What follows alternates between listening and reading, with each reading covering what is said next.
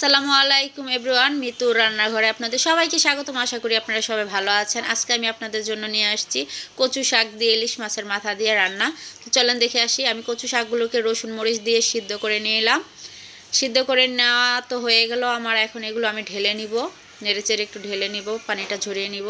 তো আরেক পাশে আরেকটা কড়াই বসিয়ে দিলাম। এখানে ইলিশ মাছের মাথাগুলো নিয়ে নিয়েছি, তেলটা দিয়ে দিলাম। কড়াইটা গরম হওয়ার পর পেঁয়াজ কুচি দিয়ে দিলাম, দিয়ে এগুলোকে সুন্দর করে এখন ভেজে নিব। এই তো আমার পেঁয়াজ ভাজা শেষ হয়ে গেছে। এখন আমি মাছটা কষানোর জন্য সামান্য একটু আদা রসুনটা দিয়ে একটু ভেজে নিব। এখন ধনিয়া গুঁড়ো, হলুদ গুঁড়ো এবং মরিচ গুঁড়ো এগুলো দিয়ে একটু তেলের সাথে সামান্য ভেজে নিব। ভেজে নিয়ে পানি অ্যাড করে দিয়ে এগুলোকে সুন্দর করে কষিয়ে নিব। কষিয়ে নেওয়ার পরে এই তো আমার প্রায় কষানো হয়ে গেছে। এখন আমি মাছের মাথাগুলো দিয়ে ভালো করে মাছের মাথাগুলো একটু কষিয়ে নিব। মাছের মাথার ভিতরে আমি একটু পানি দিয়ে রান্না করে নিচ্ছি। প্রায় আমার মাছের মাথা হয়ে গেছে। আমি লবণ দিতে ভুলে গেছিলাম, তাই লবণটা এখন অ্যাড করে দিলাম।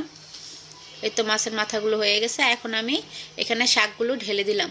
ঢেলে এখন শাকগুলোর সাথে মাছের মাথাগুলো দিয়ে সুন্দর করে নেড়ে চেড়ে রান্না হওয়ার আগ পর্যন্ত অপেক্ষা করব। তো সবাই ভালো থাকবেন। আল্লাহ হাফেজ।